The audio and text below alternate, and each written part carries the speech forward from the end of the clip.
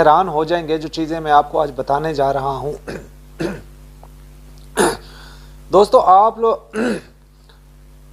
आज आपको जो मैं चीज़ बताने जा रहा हूँ आप सोचकर हैरान रह जाएंगे, परेशान हो जाएंगे कि ये सब मरा हुआ चूहा, झिंगूर, लप्पू, सैचन किस तरीके से बच्चों को दूसरे शहर लेके जाता है घुमाने फिराने के लिए, सैर करवाने के लिए, बगैर उनकी जान की हिफाजत के, बगैर उनके सिक्योरिटी प्रोटोकॉल के, उनको जहाँ मर्जी घुमा रहा होता है, फिरा रहा होता है।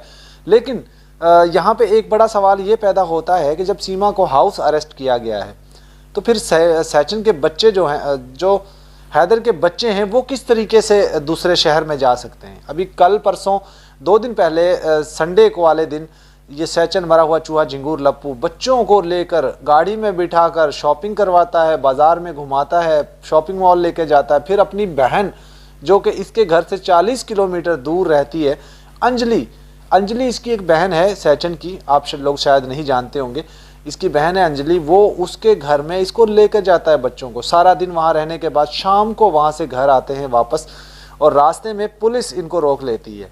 जब पुलिस रोकती है, इनसे पूछती है कहाँ जा रहे हो, कहाँ से आए हो, कौन हो, ये बच्चे किसके हैं, तो ये कहता है बच्चे मेरे हैं। तो पुलिस वाले कहते हैं ये बच्चे तो इतने गोरे चिट्टे हैं, तू काला है, ये बच्चे तेरे कैसे हो सकते हैं, किसके बच्चे अगवा करके लाया हो।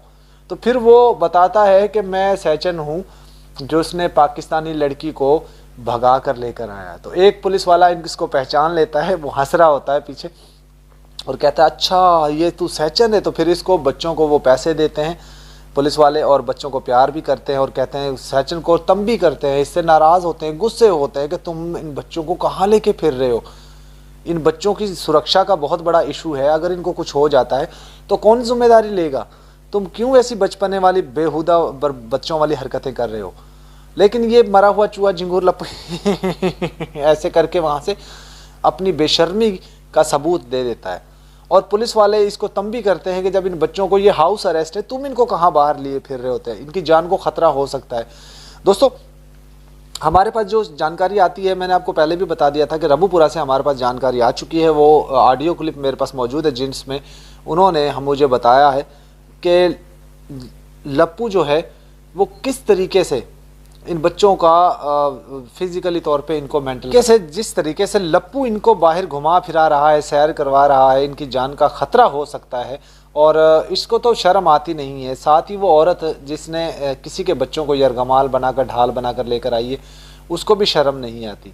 मैं कहता हूँ बेशर्मी की हदें पार कर चुका है सारी ये, और आगे इसको कोई वो समझ बूझ देने वाला भी नहीं है। कल तक पपीता रानी हमसे ये कहती थी मैं ना जानूँ इन्हें कौन है ये, मैं बिल्कुल भी उनसे हमारा कोई लेनो देनो ना है। लेकिन अब वो बेशर्मों की तरह पपीता रानी भी इनके चुल्लू में जाके बैठ चुकी है और वो इनको सपोर्ट करती हुई नज़र आती है। मैंने उससे, पपीता रानी से मेरी बात हुई थी, उसने बताया था कि बच्चों बुच्चों ना है, या को मोह ना है पतो, हाँ अंजलि को पतो है, अंजलि प्रेग्नेंट है, और इसके लिए उसने मुझे ऐसे बोला था। अब उनकी गोद में जाकर बैठी होती है, अब उनकी चाटुकारी कर रही होती है, तलवागिरी कर रही होती है, क्योंकि भाई जाहिर बात है सीमा के नाम से पैसा आएगा, लप्पू के नाम से तो कोई पैसा नहीं आएगा, सीमा के नाम से पैसा आएगा, इसलिए सीमा की गोद में जाकर बैठी रहती है। बेशर्म औरत है, इसका भी हम खैर करेंगे इलाज, इसका भी ज़रूर करेंगे।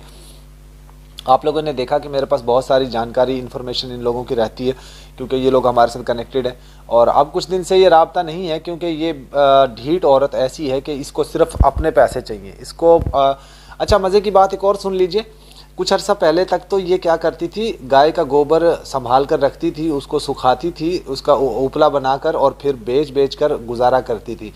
गाय का जो दूध निकाल कर, उससे जो बलाई को निकाल कर जमा कर उसको घी बनाकर, देसी घी बनाकर वो बेचती थी, और अपने बच्चों को पालने के लिए लोगों के घरों के सिलाई, कपड़े सिलाई किया करती थी।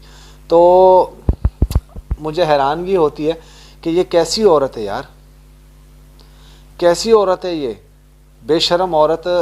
सीमा को सपोर्ट करती है, बैक डोर पर, फ्रंट पे आकर कहती है मैं ना जानूँ भाई कौन है वो, मैं वह बिल्कुल भी ना जानूँ कहाँ से आई वो।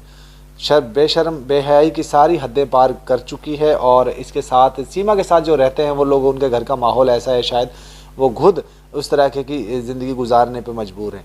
और जिस तरह से सीमा इन लोगों को देखिए, बच्चों की जान की परवाह किए बगैर वहाँ पर उनको किसी के साथ भेज देती है। उनको कभी शॉपिंग करने जाते हैं, कभी बच्चे मॉल में जाते हैं, कभी बाज़ारों में घूमते फिरते हैं, कभी दूसरे शहर में लेके जाते हैं। लोगों ने कभी ऐसी माँ नहीं देखी होगी जो अपने जिस्म की हवस मिटाने के लिए, अपनी हवास न मिटाने के लिए अपने बच्चों की बलि देती हो। ये ऐसी एक पहली औरत है और शायद ही इसके बाद ऐसी कोई औरत नहीं होगी। अभी एक मैं वीडियो देख रहा था दोस्तों, एक शॉर्ट वीडियो में देख रहा था, हिंदुस्तान में एक औरत अपनी बेटी को, वो सो रही थी और फ़ोन पे अपने एक बॉयफ्रेंड से बात कर रही थी। बाबू बाबू मेरा शोना शोना कर रही थी, कह रही मेरे बाबू ने खाना खाया, इस तरह की बातें कर रही थी। तो वो छुप कर जो है, वो माँ उसकी देख रही होती है, वो छुप कर आती है उसके पास और उसका मोबाइल भी छीन लेती है और उसको मारती पीटती है, कहती है तेरा बाबू, वो मोबाइल छीन लेती है। तो वो बच्ची रो रही होती है। तो ये देखिए, कोई भी मुआशरे के अंदर इस तरह की चीज़ें काबिल कबूल नहीं होती। प्यार मोहब्बत के कोई खिलाफ नहीं होता, लेकिन वो कैसा प्यार यार जो जिस्म की हवस मिटाने के लिए किसी का घर तबाह करके वो चले जाए। तो ये अब कौन इसका जवाब दे होगा। जिस तरीके से लप्पू मरा हुआ चूहा झिंगूर इन बच्चों को बाहर घुमाने फिराने लेके जाता है, सैर करवाने लेके जाता है, अगर उनकी जान को खतरा हो गया तो कौन जिम्मेदार होगा, कौन लेगा इनकी जिम्मेदारी, कौन कहेगा कि ये बच्चे पाकिस्तानी और इनकी जिम्मेदारी हम लेते हैं। वो तो औरत कह देती है कि मैं मोदी जी की शरण में हूँ, मैं योगी जी की शरण में हूँ, मैं फलां की शरण में हूँ, मुझे कोई बाल भी बांका नहीं कर सकता, ये वो तो कह देती है। लेकिन इन बच्चों का अल्लाह ना करे इनके साथ कोई हादसा हो जाता है तो कौन जिम्मेदार होगा। कोई तो जिम्मेदार हो लेना इस चीज़ की। जबकि हम बार बार कह रहे हैं चीखे मार मार के, भाई ले जाओ इनको, बच्चों को डिपोर्ट करवा दो, छोटे हैं, माइनर्स हैं, सीमा को जेल में डालो, लेकिन कोई सुनवाई नहीं होती। बहरहाल दोस्तों, ये सारी चीज़ें ऐसे ही चलती रहेंगी और देखते हैं कब तक वहाँ का जो सुस्त कानून है, जो बहुत सुस्त चलता है, कब तक एक्टिव होता है, कब तक तेज़ रफ्तार से चलता है। और पाकिस्तान में तो आप लोगों ने देख लिया, बादल बाबू पाकिस्तान में आया था, आज उसका एक अहम फैसला भी होने जा रहा है, कोर्ट के अंदर सुनवाई है, उसमें देखते हैं क्या उसको सज़ाएं होती हैं, क्या क्या उसके लिए जो है वो पाकिस्तानी गवर्नमेंट एक्शन लेती है कि उसको डिपोर्ट करती है या उसको जेल में डालती, कितने साल की सज़ा होती है। वैसे तो मैंने आपको पहले भी बता दिया, 1974 का एक कानून है पाकिस्तान का, उसके मुताबिक इसको 10 साल की सज़ा होती है। और अगर ये हमारी गवर्नमेंट के ऊपर निर्भर करता है कि वो किस तरीके से इस केस को लेती है, वो इसको डिपोर्ट करती है या इसको जो है वो जेल में डाल देती है। और बहरहाल हम तो यही कह चाहते हैं कि देखिए, कोई भी बंदा हो इस तरीके की, ये तो राह खुल गई है, तो हर रोज़ लोग आएंगे जाएंगे इस तरह। अगर लोगों को छोड़ दिया गया तो आज अगर इस बादल को छोड़ दिया गया तो कल तो और लोग भी आएंगे, बहुत सारे लोग आएंगे। तो इस चीज़ों को मद्देनज़र रखते हुए बादल को सख्त सज़ा तो होगी, ज़रूर होगी, कितने साल की होती है और उसके ऊपर क्या कुछ जो धाराएं लगती हैं, फॉरेन एक्ट की ही धाराएं लगेंगी ज़ाहिर है। और उस लड़की के ऊपर भी अब मैं क्या ही कहूँ, जो उसको सना रानी जिसने पहचानने से उस लड़के को इनकार कर दिया, उसके लिए तो मैं क्या ही कहूँ।